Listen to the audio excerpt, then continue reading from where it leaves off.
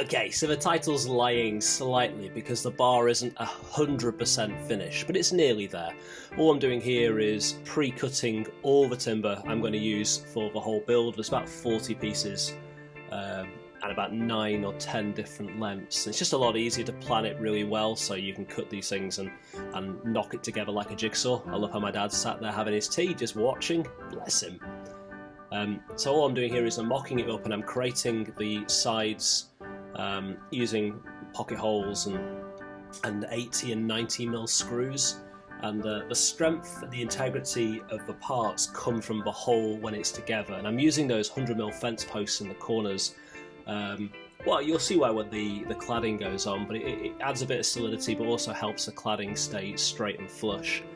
So here now the cladding is about to go on, the framework's all together, it's a nice big L shape, and the cladding's very similar to what we've used on the feature wall, and they will match at some level once we've got it painted.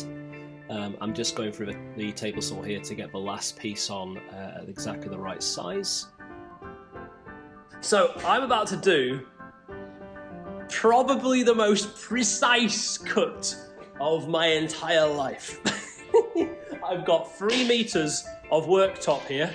I need all 3 meters of it, really to the mill, apart from the 2 mil play of a saw blade.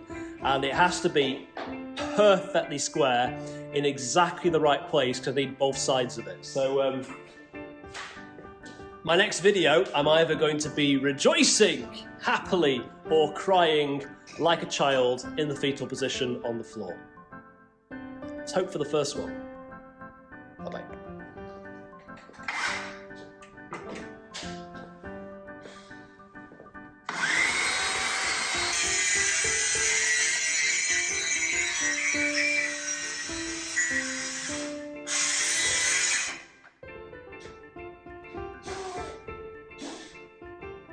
It worked!